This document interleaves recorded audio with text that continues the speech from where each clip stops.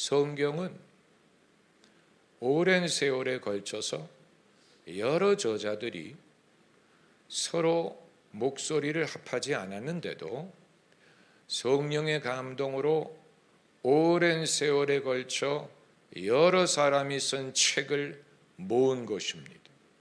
3927, 구약 성경의 39권, 신약 성경의 27권, 도합 66권의 책이 모여져서 성경을 성립을 했는데, 성경이 무엇을 말하고 어떤 식으로 기록이 됐고 어떤 방식으로 성경의 주제가 전개돼 나갔는지를 알 필요가 있어요.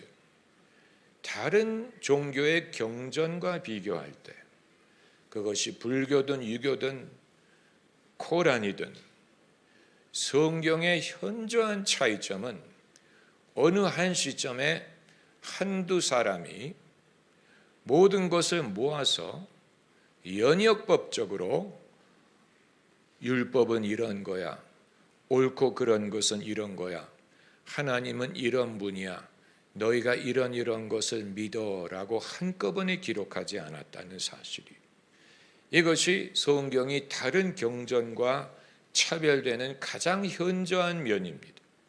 이슬람은 그렇지 않아요. 이슬람은 한 명의 선지자 모하멧이 그 일생에 한 사람이 한 사람의 관점에서 연역법적으로 그것을 나열한 책입니다. 알라는 이렇고 알라는 이렇고 알라는 이런 분이고 너희는 이걸 믿어야 되고 너는 이걸 행해야 되고, 한 사람이 한 시대에 그것을 다 정한 책이에요. 불교도 그런 내용이고 유교도 그런 내용이지만, 성경은 하나님이 어떤 분이고 하나님이 무엇을 원하시고 하나님이 어떻게 세상을 구원하시느냐 하는 것을 어느 한 사람이 한꺼번에 단번에 쓰지 않았어요. 그렇기 때문에 제가 말씀드리는 것이, 하나님을 믿기 위해서 하나님을 다 알아서 되는 게 아니고 하나님을 경험해 나가면서 하나님에 대한 지식을 축적하게 된다. 성경에 등장하는 인물이 그랬어요.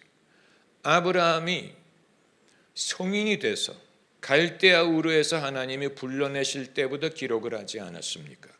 그 이전에 아브라함이 하나님을 어떻게 알게 되었는지, 얼마나 알았는지, 누가 알려주었는지 도저히 알 수가 없으나, 그러나 왜 성경이 그 순간부터 기록을 했느냐 하는 것이 의미심장한 것은, 아브라함도 여호와 하나님을 이미 알고 미리 알고 하나님의 속성을 알고 하나님의 계획이나 뜻을 미리 다 알고 그리고 쫓기 시작한 것이 아니고, 부분적으로 알았으나 하나님이 부분적으로 아브라함에게 말씀하시는 것을 믿고 순종하고 따르기 시작하면서, 그러면서 아브라함의 삶과 경험 속에 하나님에 대한 경험이 누적이 되었다는 것입니다. 그것을 통하여 아브라함은 하나님을 충분히 알만한 증거를 얻었으리라고 보는 것입니다. 우리도 이런 패턴으로 하나님에 대한 지식을 축적해 나갈 수 있으리라고 보는 것이고, 그리고 하나님이 그런 방식으로 우리를 인도하신다는 사실이에요. 만약에 여러분이나 저의 신앙이 어떤 연역법적인, 그 말은 미리 결론을 내렸다는 말 아닙니까? 미리 결론을 내리고 결론하에 모든 것을 보는 것을 연역법이라고 하고, 귀납법적은 결론을 내리지 않고 이 여러 가지 개별적인 경험을 통해서 우리가 지식을 쌓아 나가고 결론에 도달하는 방법, 그것을 귀납법적이라고 하는데, 성경에 나오는 하나님의 속성, 하나님은 어떤 분이고 하나님이 어떻게 일하시고 하나님의 뜻과 계명과 이런 모든 것이 일시적으로 한 번에 다 보여준 게 아니고 서서히 하나님이 그것을 전개해 나가셨고 작게 시작하셨어요. 예수님이 천국을 이 겨자씨에 비유하시고 누룩에 비유하신 게 이해가 됩니다. 왜냐하면 구약 성경부터 그런 식으로 하나님이 당신의 뜻을 나타내셨기 때문에 작게 시작하시고 한 사람에게서 시작하시고 한 사람을 통해 가문을 이루시고 가문을 통해 민족을 이루시고 민족의 경험을 통하여 당신의 뜻을 보여주시고 이 민족을 통해 그 이외의 모든 백성과 모든 나라를 구원하셨습니다. 이것이 하나님이 당신이 행하신 방법이에요. 놀랍지 않습니까? 놀랍죠. 제가 수년 전에 성경 공부를 가르칠 때 그 당시에 저의 이해 범위가 여기까지 미쳤어요. 그건 뭐냐면 10계명을 주실 때 그때 비로소 백성들이 살인, 간음, 도적질, 거짓 증거, 탐심, 우상 이런 것이 나쁘다는 것을 그때 비로소 안 게 아니다. 10계명을 주시기 전에도 당연히 백성들이 그것을 알고 있었다. 그러므로 10계명을 주신 사건이 그때 옳고 그른 계명을 성립한 것이 아니었다. 그때까지는 저의 이해의 범위가 거기까지였어요. 그리고 저도 왜 그랬을까를 이해하지 못했는데 오늘 강의를 준비하면서 그것을 알게 된 거예요. 그건 뭐냐면 옳고 그름마저도 하나님은 연역법적으로 사람에게 요구하기를 원치 않고 사람들이 그것을 겪어보게 하시고 또 경험을 통해 깨닫게 하시고 그렇게 해서 하나님이 율법적으로 하지 말랬잖아. 그거 나쁘다고 했잖아. 너 왜 그거 하는 거야? 라고 율법적으로 요구하는 방법보다는 네가 살아봐서 알잖아. 네가 경험해 봤잖아. 이것이 왜 그러다는 것을 네가 이해하잖아. 남이 너에게 이렇게 하면 너도 안 좋잖아. 그러므로 너도 남에게 그렇게 하면 안 되잖아. 이런 식으로 나중에 그래서 내가 너에게 뭐 하지 말라라고 말씀하실 때 사람들이 납득을 하고 당연하죠. 우리가 겪어봐서 알아요. 이런 식으로 반발하지 않고 왜 그런데요? 라고 반발하지 않고 이건 당연한 이치야. 하나님의 말씀이 당연해. 이치가 있어. 이거 내가 반박할 수 없어. 변명할 수 없어. 왜냐하면 사람들이 그걸 겪어볼 만한 기회를 주셨기 때문이에요. 만약에 우리가 서로에게 옳고 그른 기준을 요구할 때 연역법적으로 요구하게 되면 성경에 그거 하지 말랬잖아. 이렇게 서로 말하게 되면 그건 그 사람을 정죄하는 것이고 율법적으로 말하는 것입니다. 그것보다는 하나님이 그런 식으로 말씀할 것 같지 않아요. 예컨대 이혼에 대해서 당연히 성경에 하나님이 이혼에 대해서 당신의 의사를 말씀하셨잖아요. 예수님도 말씀하셨고 그러므로 연역법적으로 말을 하면 하지 말랬잖아. 이혼은 나쁜 거야. 이런 식으로 말하게 되면 옳은 말인데 그러나 그건 율법적으로 말을 하는 것이고 거기에는 어떤 애정도 느껴지지 않고 거기에는 어떤 지혜도 안 보이고 그건 깨달을 만한 기회를 주는 것도 아니에요. 그냥 하지 말라고 했기 때문에 강요하는 차원이 되는 것이죠. 그러나 하나님의 방법은 우리가 살아보게 하소서. 너도 살아봐서 알잖아. 사랑이라는 것이 얼마나 어렵다는 것은 너도 알잖아. 그러므로 사랑이 느껴지지 않는다고 이혼을 해야 된다고 말할 수 있는 건 아니잖아. 그리고 너도 남이 너에게 이렇게 할 때 좋고 이렇게 하면 싫잖아. 그러니까 너도 남에게 이렇게 해야 되는 것이 당연한 이치 아니야. 이런 식으로 사람이 살아보고 겪어보고 자기가 납득을 하고 그리고 하나님이 그 범위 안에서 말씀하실 때 어느 누구도 하나님에게 반박을 할 수 없고 변명을 할 수 없는 여기에 그 차이를 여러분 이해하실 거예요. 내가 너를 정죄하지 않는다라고 말씀하시는 것은 그 죄를 지어도 된다는 말을 하는 게 아니고 이건 주님만이 하실 수 있는 말씀으로 앞으로는 그 죄를 짓지 마라는 말의 의미로 내가 너를 정죄하지 않는다라고 말씀을 하시는, 이게 그냥 정죄하지 않아, 내가 너를 탓하지 않아라는 의미만을 전달하는 게 아니고 여기에 대한 하나님의 마음을 그 한마디에 담으신 거예요. 그렇기 때문에 이 말씀을 듣는 어느 누구도 내가 이제 변명을 받고 내가 사면을 받았어라고 생각하는 게 아니고 그야말로 얼굴을 들을 수 없을 정도로 주님에게 민망하고 죄송하고, 그럼에도 주님의 긍휼과 사랑이 느껴지고 어떤 변명도 할 수 없는 그런 상황으로 우리를 인도하시는 것입니다. 여러분, 그 차이를 아시겠죠?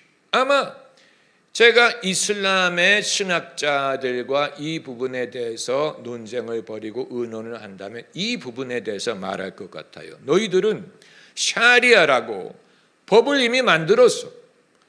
무하멧이 이미 법을 만들었어. 제정을 했어. 요구를 했어. 그리고 너희들은 그것을 남들에게 요구하는데 이렇게 말했으니까 이렇게 해야 된다는 것에 대해서는 반론을 제기할 수 없으나, 그러나 기독교 성경은 애초부터 하나님이 이렇게 하지 마, 이거 해 이런 식으로 시작하지 않았다. 하나님은 인간의 삶 속에 들어오셔서 약속부터 하시고 이런저런 경험을 하게 하시고 먹이시고 살리시고 보호하시고 위하시고 가르치시고 인내하시고, 그러면서 개인이든 백성이든 하나님의 뜻을 깨닫게 하고 서로 합의하게 한 거예요. 합의라는 말은 동의했다는 말. 정말 역시 그렇구나. 너도 깨닫고 나도 깨닫고, 너도 깨달을 틈이 있고 나도 깨달을 틈이 있고, 같이 그것을 경험을 하고, 그랬다가 넘어졌다가 다시 그것을 깨달았다가, 이게 지속되면서 빌드업한 건데 이게 수천 년 걸렸는데, 그렇게 해서 하나님이 당신의 뜻을 우리에게 보여주셨다. 그런데 너희는 무하멧 한 사람이 한 세대에 그것을 다 정해놓고 이미 돌에 새기고 더 이상 변함없는 그런 것으로 만들어 버렸으니, 성경이 말하는 하나님과 왜 이렇게 방법이 판이하게 다르냐? 이건 하나님의 방법보다는 무하멧 한 사람에 의해서 지어진 것이 아니겠느냐. 여기에 대해서는 그 사람들이 반박할 수 없을 거예요. 왜냐하면 그들도 구약 성경을 하나님의 말씀으로 경전으로 인정하고 그 위에 무하멧이 이 모든 계시를 받았다고 주장을 하는데, 예수님마저도 당신이 하고자 하시는 말씀을 다 하고 떠나지 않았어요. 뭐라고 말씀하셨냐? 내가 너희에게 할 말이 많은데 지금은 너희가 감당할 수가 없고 성령이 오시면 성령이 내 것을 취하여 너희에게 말씀하실 거야. 예수님도 하실 말씀을 다 하지 않고 떠나가시고 이후에 교회가 그것을 듣고 깨닫고 배울 여지를 남겨놓고 가셨어요. 이것이 하나님의 방법이에요. 하나님의 방법이 애초부터 그랬습니다.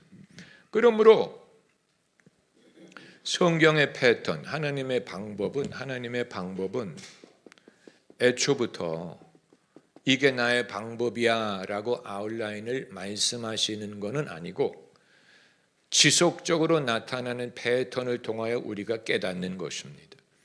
패턴이 성경에 나옵니다. 성경을 공부한다는 말은 결국은 성경에 나타나는 패턴을 통하여 어떤 개별적인 개별적인 사건만을 보는 게 아니고, 하나님이 아담에게 이렇게 했고 노아에게 이렇게 하셨고 아브라함에게 이렇게 하셨고 모세에게 이렇게 하셨고 호렙산에서 이렇게 했고 다윗에게 이렇게 하셨고 선지자들에게 말씀하셨고, 그리고 예수 그리스도를 통해 이것을 이루셨고 성령을 통해 이것을 이루셨구나. 패턴을 통하여 하나님의 방법을 발견하게 되는 것입니다. 이건 하나님이 일하시는 방법을 말하는 것인데, 특별히 인간과 인류는 큰 것이고 인간은 개개인 것인데 둘 다 말씀하시는 거예요. 인류만을 말씀하시고 나는 사라지는 게 아니고, 반대로 개인만을 말하시고 전체에 대해서는 상관이 없는 게 아니고 둘 다 말씀하세요. 둘 다 말씀하셔. 예. 노아에게 말씀하실 때도 노아와 그 가정을 구원하시는 것, 그건 개인이고, 그리고 그를 통하여 민족을 이루시는 것은 인류에 대한 약속. 내가 다시는 물로 세상을 심판하지 않을 거야. 그건 인류에게 약속하시는 거고, 아브라함에게 복을 주시는 것도, 아브라함 개인에게 복을 주시는 것도 있지만 내가 너로 창대한 민족을 이룰 것이다. 내 후손이 하늘의 별과 같으리라. 이건 인류에게 주시는 약, 한 사람에게, 그 개인에게 주시는 말씀이 있고 여러 사람에게 주시는 말씀이 있는 거예요. 이걸 우리가 읽을 수 있어야 되는 것입니다.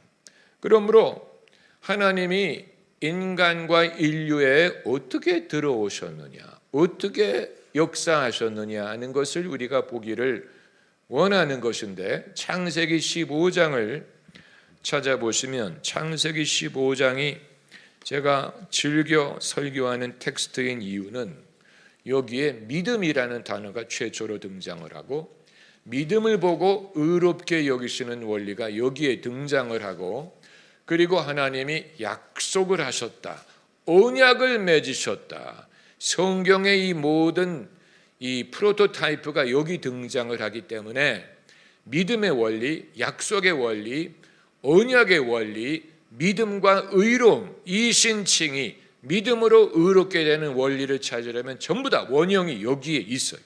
놀라운 챕터예요. 여기에 하나님께서 약속을 하십니다. 언약이란, 더 어려운 말은 언약이에요. 딱 똑같은 말이에요. 약속. 약속은 이제 뭐 약속해, 새끼손가락 내밀고 약속한다고 하지만 큰 의미에서는 하나님은 언약, 영어로 하면 covenant, 약속은 promise, covenant, 그리고 더 신학적인 말은 testament. 그래서 구약 성경을 Old Testament, New Testament, 테스라는 말은 언약이란, 유전, 유언장이란 그런 의미를 갖고 있습니다. 하나님이 인간 삶 속에 들어와 역사하시는 방법은 언약을 통해서요. 언약, 이건 아주 대단히 중요한 것입니다. Covenant. 이 사례가 15장 8절부터 나옵니다. 그런데 8절에서 언약이 시작되는 게 아니고 1절부터 8절까지 하신 약속을 증명하기 위해 언약을 세우신 거예요. 1절부터 8절까지 보면, 내 몸에서 날 자가 내 후사가 되리라. 그리고 아브라함을 밖에 데리고 나서 하늘을 우러러 무뼈를 셀 수 있나 보라. 내 자손이 이와 같으리라. 그리고 나는 이 땅을 내게 주어 업을 삼게 하려고 너를 갈대아 우르에서 이끌어낸 여호와로라. 이게 전부 다 약속 아닙니까? 내가 너의 후손을, 내 몸에서 난 자가 이 땅을 너에게 기업으로 주리라. 이게 약속 아니에요? 그런데 아브라함이 여쭤봐요. 내가 이걸 어떻게 알겠습니까? 그랬더니 하나님이 언약을 맺으신 거예요. 9절부터 나오는 것이 언약의 행위예요. 여기에 이제 짐승을 발로 갈라서 제물로 바치고 하나님이 불로 그 사이를 지나가셨다. 하나님이 불로 거기를 지나가셨다. 18절에 그날에 여호와께서 아브라함으로 더불어 언약을 세워, 언약이란 말이 여기 나오잖아요. 언약이란 말이 왜 중요하냐? 우리가 하나님을 이해하고 하나님의 약속과 선하심과 은총을 믿을 수 있는 근거는 하나님의 능력에 있는 것도 아니고 사랑에 있는 것도 아니고 긍휼에 있는 것도 아니고 언약에 있는 거예요. 언약에 있어요. 언약을 세우셨다는 말은 하나님이 하시는 어떤 일도 무작위가 없다는 얘기예요. 랜덤, 무작위라는 말. 랜덤이란 말은 무작위란 뜻이고 무작위는 랜덤이란 말. 무작위라는 말이 무슨 뜻입니까? 저는 그걸 설명해 드릴 시간이 없어요. 모르면 할 수 없어요. 무작위라는 말은 원칙이 없다, 변덕스럽다, 기분에 좌우된다, 순간적이다, 얼마든지 바뀔 수 있다. 그게 무작위입니다. 만약에 사람 중에도 그런 사람이 있잖아요. 좋을 때는 굉장히 좋아요. 그런데 기분이 바뀌면 완전히 나 몰라라이잖아요.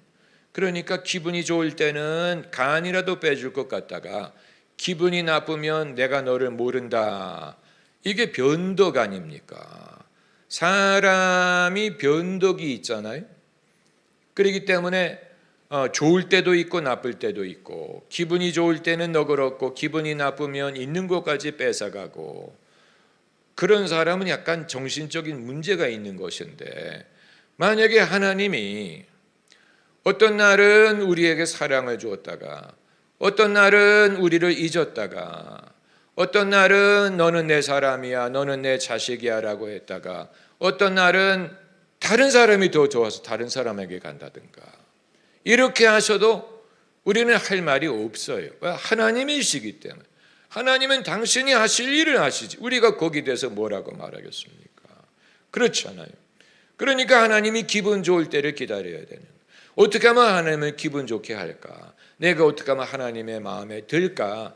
내가 어떻게 해서 하나님의 마음에 들어가지고 그때 내가 원하는 거 얻어내야지. 왜냐하면 하나님이 기분이 어떻게 바뀔지 알 수 없으니까. 그런 식으로. 그런데 언약을 세웠다는 말은 하나님도 이 언약에 매이신다는 얘기예요. 언약이라는 말은 양자에게 다 통하는 것입니다. 언약은 한 사람에게만 해당하는 게 아니에요. 언약에는 구속력이 있어요. 구속력이, 갑과 을이 있는데 갑에게도 구속력이 있고 을에게도 구속력이 있어요. 그러지 않으면 언약이 아니에요. 언약, 결혼도 언약이고, 그렇잖아요. 기업끼리 맺는 계약도 언약이에요. 그렇잖아요. 언약에는 이런 효력이 있어요. 그런데 하나님은 애초부터 인간과 언약을 맺으셨어요. 아브라함이 최초가 아니었어요. 그 이전에 노아가 있었고, 노아 이전에 아담이 있었어요. 아담하고도 언약을 맺었었어요. 그런데 아담이 그것을 깨뜨렸죠. 그리고 노아와 언약을 맺으셨어요. 홍수 후에. 그때도 제사를 드렸죠.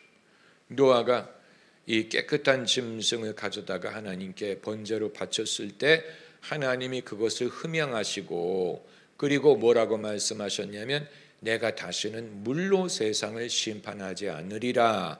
그 약속의 증거로 무지개를 보여주지 않았습니까? 그때도 언약을 맺으신 것인데, 그런데 이후에 아브라함과도 언약을 맺으셨고, 그리고 아브라함이 끝이 아니고 이후에 모세와 언약을 맺으셨고,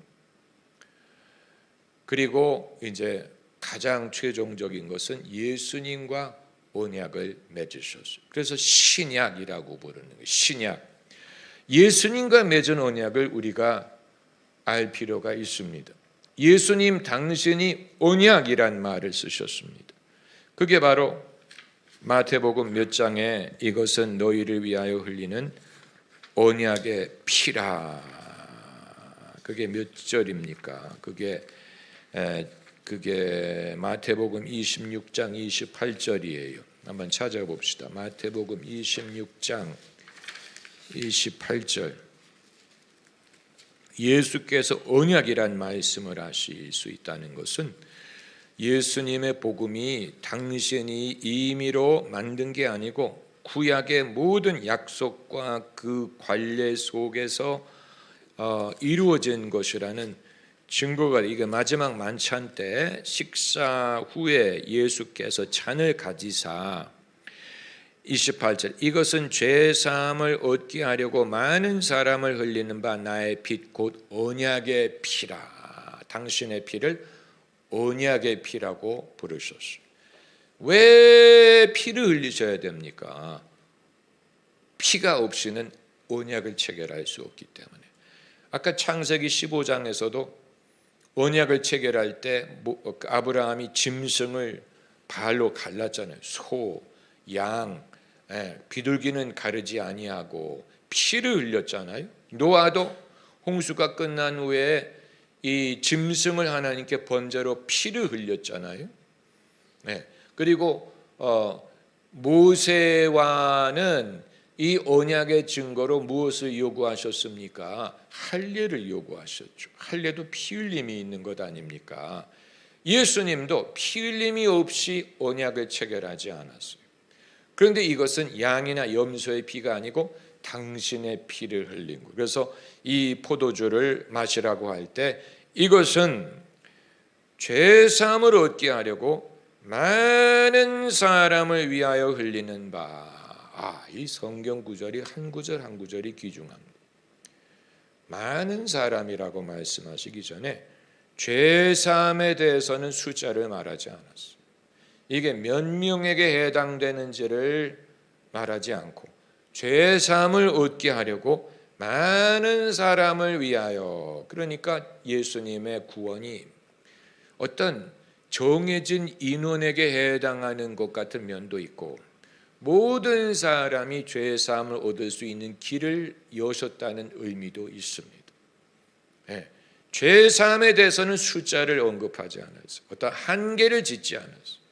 세상 죄를 지고 가는 하나님의 어린 양, 어떤 구체적인 몇 사람, 제한된 사람의 죄라고 하지 않고 세상 죄를 지고 가는 하나님의 어린 양, 그 부분에 있어서는 한계를 두지 않았지만 그러나 많은 사람을 위하여 흘리는 바 나의 빛 곧 언약의 피니라. 왜 예수님이 우리를 구원하기 위하여 피를 흘리셔야 됐느냐, 십자가에 돌아가셔야 했느냐? 피 흘림이 없이는 죄사함이 없기 때문이다. 그건 이제 부분적인 이해고, 언약을 맺기 위해서는 피 흘림이 필요하기 때문이고, 언약, 새 언약, 구약과 신약이 나눠지는 것처럼 예수님 이전에는 전부 다 옛날의 언약이었는데 예수님이 새 언약을 여기에도 언약의 피라고 하지 않았습니까? 그리고 히브리서 9장 15절을 보면 예수님만 언약이란 말을 쓴 게 아니고 사도들도 성경 저자들도 이 말을 썼습니다. 히브리서 9장 15절에 히브리서는 다른 어떤 사람보다도 예수님의 죽음이 어떻게 더 나은 제사가 되고 예수님이 더 높은 제사장이 되고 어떻게 예수님의 피로 우리가 하나님 앞에 나아갈 수 있느냐를 구약의 원리를 인용해서 가장 명확하게 설명한 책이에요. 그게 히브리서입니다. 히브리서가 이 구약의 원리, 구약의 제사의 원리를 사용을 해서 예수님이 더 나은 제물이고 예수님이 손으로 지은 성소가 아닌 하늘에 있는 성소에 들어가셨고 예수님이 가장 높은 제사장이 되어서 예수님의 피로 우리가 하나님께 나아갈 담력을 얻게 되었다. 이 원리를 설명한 책인데 여기에서도 15절에 이를 인하여 그는 새 언약의 중본이 첫 언약 때의 범한 죄를 속하려고 죽으사 부르심을 입은 자로 하여금 영원한 기업의 약속을 얻게 하려 하심이라. 언약과 언약을 통해서 주어지는 혜택을 말하고 있는 거예요. 언약. 이 언약은 대단히 중요한 것입니다. 왜 하나님이 그냥 당신의 긍휼하심과 사랑과 선하심으로 우리를 구원할 수도 있는데 언약을 굳이 체결하셨을까? 이건 하나님도 그 언약의 범위에 당신을 매신 거예요. 그래서 랜덤이 아닌 어떤 하나님의 변덕이라든가 좋을 때도 있고 나쁠 때도 있고 우리를 기억하셨다가 잊어버렸다가 기억하셨다가 잊어버렸다가 우리에게 호감을 가졌다가 반감을 가졌다가 우리를 기억했다가 잊었다가 내 편이 되었다가 갑자기 더 좋은 사람이 생겼다가 이런 식으로 해도 우리가 뭐라고 반발할 수가 없는데 하나님이 내가 그렇게 하지 않을 거야. 내가 언약을 맺었고 이 언약은 내가 지킬 거야. 이렇게 말씀하셨기 때문에 여기에는 흔들리지 않는 약속이 있는 것입니다.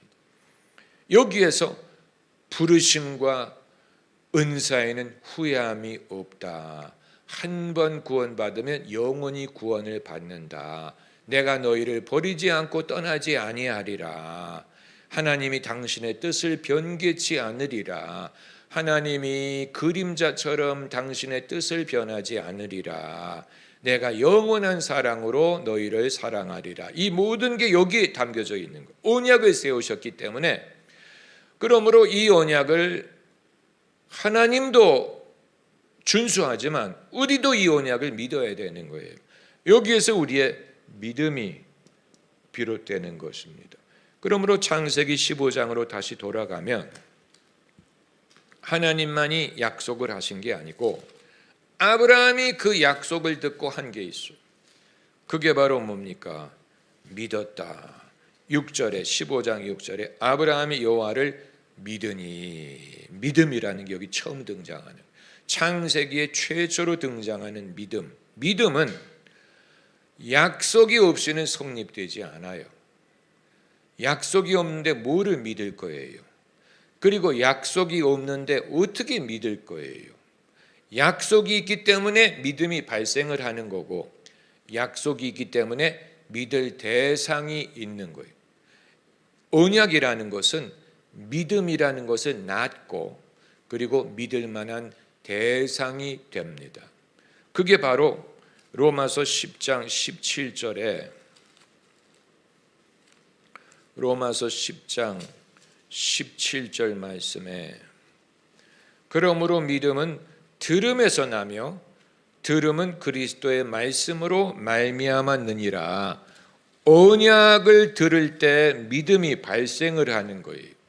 믿음이 그냥 내가 믿어야지 믿는 게 낫지 의지로 믿는 게 아니고 믿음이 발생할 수 있는 것은 언약이 있기 때문에 발생하는 거예요. 하나님이 약속을 하시고 말씀을 하시기 때문에 하면서 아브라함이 믿음이 생긴 거예요. 그리고 이 믿음의 대상은 언약이에요. 그냥 아무거나 내가 원하는 대로 믿는 게 아니고 약속하신 것을 믿는 거예요. 그 범위 안에 우리가 있어야 돼. 이걸 믿는 것만 해도 사실은 버거워요. 이 믿음을 이 언약을 믿어야 돼. 그래서 우리가 믿음으로 기도하는 거라든가 인내하는 것이라든가 승리할 것을 믿는 것이라든가 내 개인이 잘 될 줄을 믿는 것, 교회가 승리할 것을 믿는 것, 진리가 이길 것을 믿는 것, 예수님의 뜻이 이루어질 줄을 믿는 것, 이 모든 것은 언약에 의거한 것입니다. 힘든 날도 있죠. 개인적으로도 그렇고 국가적으로도 그렇고 교회도 그렇고 역사적으로도 그래요. 힘들 때가 있어요. 죄를 지을 때도 있고 흐린 날도 있어요. 그러나 그럼에도 불구하고 해가 뜨든 달이 뜨든 비가 오든 눈이 오든 간에 하나님의 언약을 믿기 때문에 언약은 변치 않습니다. 하나님이 친히 맹세하셨어요. 성경에 그런 구절이 있죠. 하나님이 더 큰 이의 이름으로 맹세하셨기 때문에 당신의 이름으로 맹세하셨다. 그건 하나님이 맹세하셨다라는 구절이 있다는 사실이 놀랍지 않습니까? 보통 맹세라고 하면 사람이 하는 것인데 하지 말라 그랬지. 너희는 하늘을 두고도 맹세하지 말고 땅을 두고도 맹세하지, 예루살렘을 두고도 맹세. 예는 예, 아니요는 아니요. 근데 하나님은 당신의 그 의지를 맹세를 하심으로 그만큼 당신이 여기에 대해서 헌신하신다는, 약속하신다는, 약속을 변하지 않는다는 것을 말씀하셨기 때문에 그걸 우리가 믿고 거기에 의거해서 우리의 신앙생활을 꾸려나가야 됩니다. 우리가 뭘 구할 때, 이제 구체적인 차원에서 우리가 무엇을 기도할 때 여기에는 여러 가지를 구하는 것이 있을 수 있죠. 영적인 것도 있고, 영혼이 잘된 것 같이 범사에 잘되고, 그리고 강건하고, 이런 모든 영역이 우리가 그것을 구할 때 하나님이 나에게 후해서, 나에게 호감을 베풀어서, 내게 정말로 후하게 대해서 내가 이것을 얻어야지라고 생각한다면 하나님을 랜덤한 분으로 생각합니다. 무작위, 기분이 좋을 때 하나님 내게 제발 기분이 좋으세요. 하나님 내게 기분을 좀 좋게 느끼세요. 하나님 저에게 제발 호감을 가져주세요. 만약에 그런 식으로 기도한다면 그건 하나님을 랜덤한 분으로 여기는, 하나님에 대해서 신뢰하지 못하는, 하나님이 내게 어떻게 생각할지 내가 어떻게 알아? 그건 내가 알 수 없고, 그러나 내가 어떻게든 간구해서 간절히 졸라서 하나님이 내게 좀 좋게 해주기를 바라는 것뿐이야, 이렇게 생각한다면 그건 하나님을 무작위한 분으로, 어떤 변덕의 하나님으로 여기는 것이고, 그게 아니고 언약을 믿는다면 이 모든 것이 언약 속에 포함되어 있거든요. 우리의 영적인 것이나 성령을 주시는 것이나 우리에게 복을 주시는 것이나 우리의 병을 고쳐주시는 것이나 이 모든 것이 여기 포함이 되어 있어요. 어디에 포함이 되어 있다는 말이 그건 별도의 주제이기 때문에 오늘은 그건 몇 달을 몇 년을 공부해도 사람들이 깨닫지 못하는 경우가 많이 있는데, 그건 언약이라는 것이 우리에게 실감이 가지 않기 때문에 그런 거예요. 언약을 믿으면, 하나님이 언약을 통해 인간의 삶 속에 들어오셨다는 것을 믿으면, 그 언약에 뭐가 포함되어 있는가를 알면 그거 내가 다 구해도 적법한 거예요. 그걸 구하는 게 정상인 거예요. 그거 내가 구할 때 하나님이 원하지 않고 뜻하지 않는 어떤 호의를 얻어내려고 하는 게 아니에요. 원래 하나님은 이걸 말하지 않았는데 내가 어떻게든 얻어내야지, 어떻게든 그건 내가 뽑아내야지, 그게 아니고 언약 속에 그게 다 있었어요. 이게 다 있어, 포함이 돼 있어요. 그러므로 내가 적법하게 그걸 구할 수 있어요. 내가 구하는 게 적법한 행위예요. 그게 어떤 맹랑한 행위가 아니고, 도를 벗어나는 게 아니고, 욕심도 아니에요. 왜냐하면 하나님이 그걸 포함시켰기 때문에 거기다 포함이 돼 있어요. 그렇잖아요. 어디에 포함이 돼 있습니까? 그건 별개의 주제죠. 그걸 여러분이 공부하시면서 찾아낼 필요가 있죠. 구원은 당연한 거고, 죄사함을 위하여 많은 사람을 위해서 피를 흘렸다고 하시니까 죄 용서해 주는 건 당연한 거, 하나님의 자녀 되는 건 당연한 거예요. 성령 부어주시는 건 당연한 거예요. 누구에게는 주고 누구에게는 안 주는 게 아니고 당연한 거예요. 이 언약 속에 들어있는 거예요. 예수님이 약속하셨기 때문에 내가 아버지께 구하리니 그가 너희에게 성령을 주시리라. 이미 약속하셨어요. 그러므로 성령 받는 건 당연한 거예요. 언약에 포함이 되어 있는 거예요. 우리 몸에 나음을 얻는 것, 병에서 나음을 얻는 것, 그것도 여기 포함이 되어 있어요. 그가 채찍에 맞음으로 우리가 나음을 얻었도다. 그 예수님의 그 피 흘림과 고난 속에 우리의 죄 사함과 우리의 치유, 힐링이 거기 이미 포함이 되어 있어요. 그러므로 고쳐달라고 구하는 것은 원래 하나님의 뜻에 없는데, 하나님이 이번에만 뜻을 정하여 제발 좀 은혜를 베풀어 달라는 그런 기도가 아니고, 이거 포함되어 있잖아요. 이거 하나님이 주신다고 하셨죠. 여기 포함이 되어 있잖아요. 그러므로 내가 구하는 것이 적법한 게 되는 거예요. 이게 어떤 차이가 있습니까? 전자는 의심하면서 기도하는 거고 후자는 믿고 기도하는 거예요. 이게 여기 포함되어 있는지 나는 모르고 안 포함되어 있는 것 같은데 이번 경우에만 예외적으로 해달라. 이건 의심하면서 기도하는 거예요. 예외적으로 인정해달라.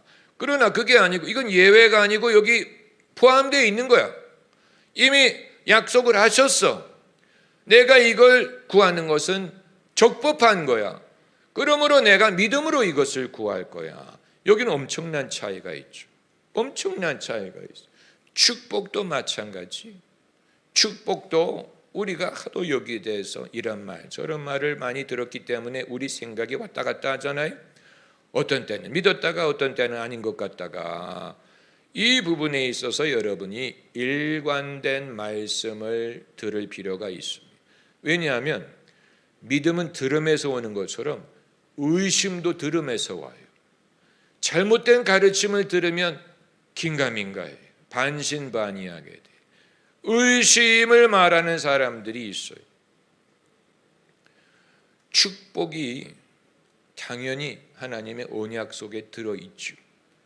그 성경 구절을 찾을 의무는 여러분에게 있어요. 그걸 찾으세요. 성경에서. 하나님이 내가 너에게 복을 주리라. 너를 축복하는 자는 내가 복을 주고 너를 저주하는 자는 내가 저주하리니 너는 복의 근원이 되리라. 복을 약속하신 경우가 얼마나 많아요. 다윗에게 약속하시고 야곱에게 약속하시고 예수님에게 약속하시고 믿은 여자에게 복이 있도다. 심령이 가난한 자는 복이 예수님도 복을 말씀하셨는데 너희가 나를 보지 않고도 믿는 자가 복되도다. 복이 있도다. 요한의 아들 시몬아 너에게 복이 있도다. 예수님도 복에 대해서 말씀하셨잖아요. 이게 다 들어있어요. 언약을 믿는 것이 중요하고 하나님은 그냥 무작위로 역사하시는 분이 아니고 언약을 통해서 역사하십니다. 하나님의 뜻을 알려면 언약을 들여다봐야 돼요. 도대체 언약의 내용이 뭐야? 그걸 알면 거기 하나님의 뜻이 다 들어있는 거예요. 인간을 향한 당신의 의도가 다 거기 들어있어요.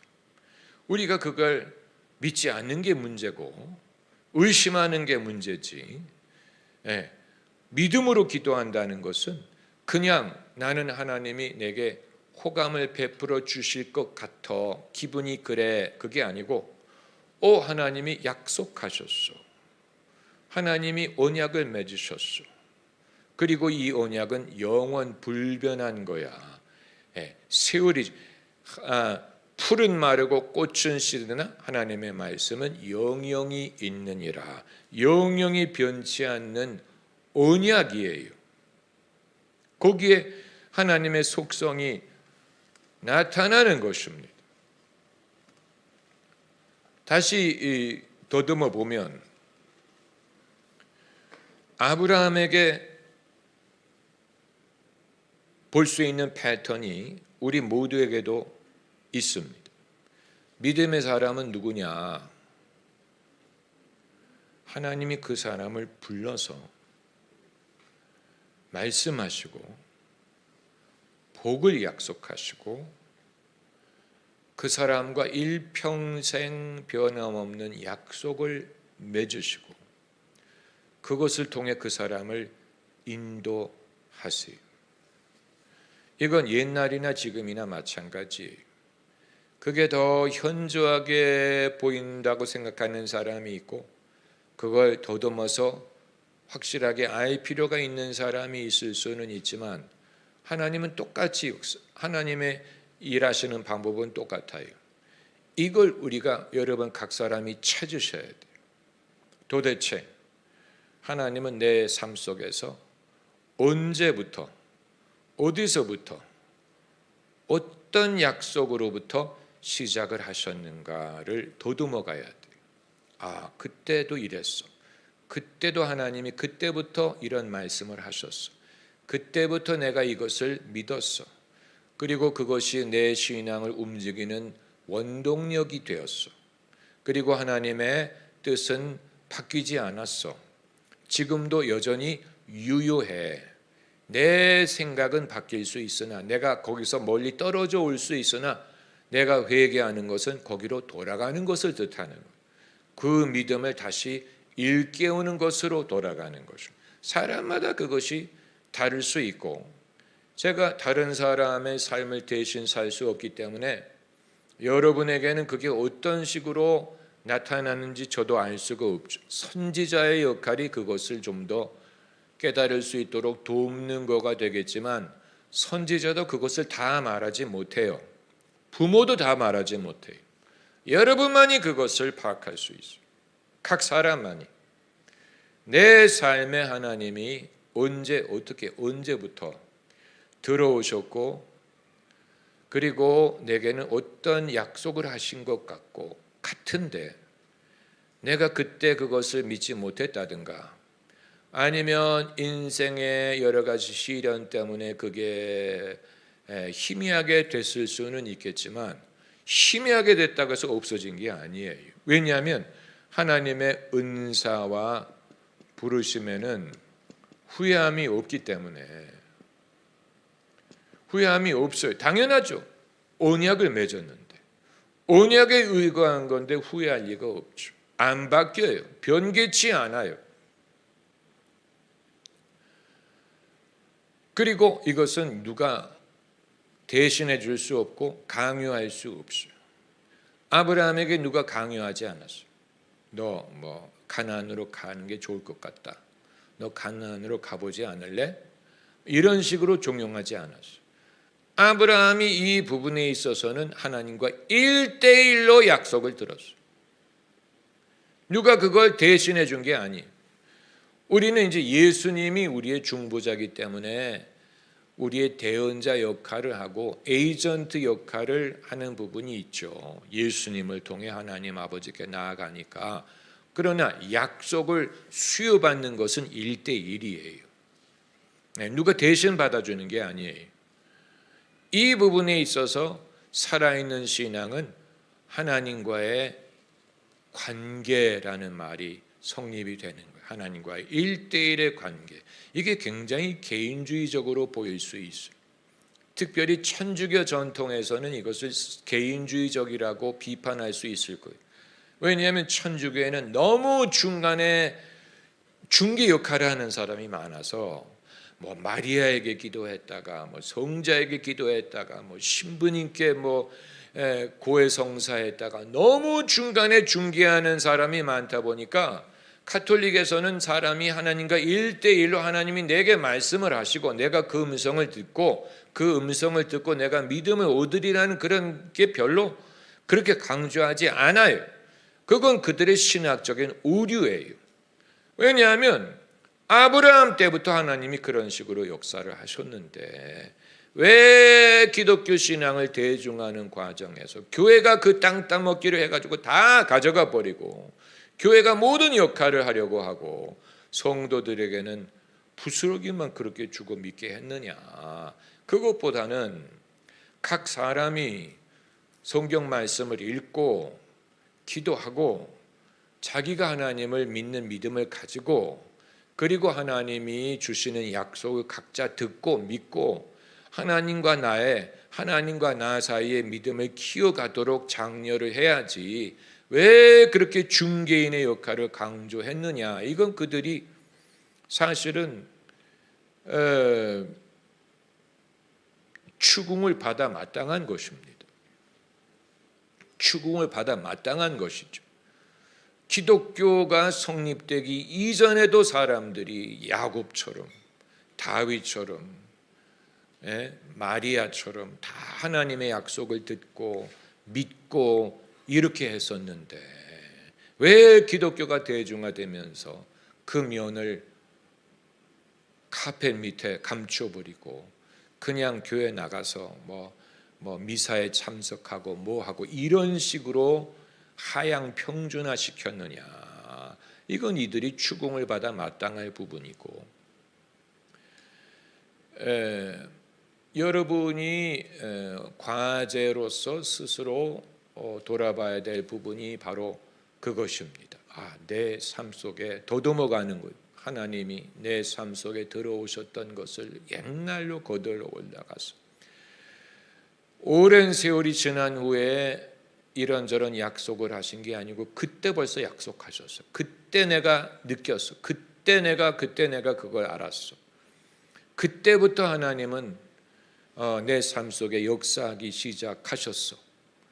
그리고 그건 달라지지 않았어. 내가 나이가 들고 뭐 신앙에 열심을 내고 그걸 발견한 게 아니고 그때 이미 이 언약의 패키지 속에 들어 있었어. 언약은 패키지와 같아요. 패키지라는 말은 한 묶음이라는 뜻 아닙니까? 라면을 사올 때 요즘에는 라면을 낱개로 팔지 않고 몇 개입니까? 5개입니까? 무슨 뭐 10개씩 이렇게 패키지로 팔잖아요. 그게 패키지란 묶음이란 뜻인데 영어에도 it part of the package. part of the package라고 하면 그건 일부야. 따라오는 거야. 이건 네가 이 패키지를 얻었다면 이건 피할 수 없는 거야. 따라오는 거야라고 말할 때 part of the package라고 하잖아요. 마찬가지로 이 하나님이 내게 주시는 것은 언약이라는 패키지 속에 들어있어. 언약이라는 패키지 속에 들어있기 때문에 지금까지는 낱개로 생각을 했더라도 낱개 이건 요거고 이건 요거고 그렇게 생각하면 안 되고 이게 패키지 속에 들어있는데 이 패키지는 다 서로 연관되어 있는 거야. 영혼이 잘 된 것 같이 범사에 잘 되고 강건한 거 이거 다 패키지야. 이거 다 포함되어 있는 거야. 내게 주신 언약 속에 이게 다 이걸 내가 바라고 믿는 것은 정당한 거야. 안 믿는 게 불신이지. 이 부분에 있어서는 여러분 각 사람이 돌아보실 기회를 주셔야 됩니다. 하나님의 은혜로 이 쓸데없는 자 왜 구속하여 주는지 난 알 수 없도다. 왜 내게 성령 주셔서 내 마음을 감동해 주 예수 믿게 하는지 난 알 수 없도다. 굳센 믿음과 복음 주셔서 내 마음이 항상 편한지 나 알 수 없도다. 이 내 삶 속에 하나님의 이 역사하시는 것을 찬송하는 것 아닙니까? 여러분도 그런 경험을 하셨고 또 하게 되시기를 바랍니다. 할렐루야.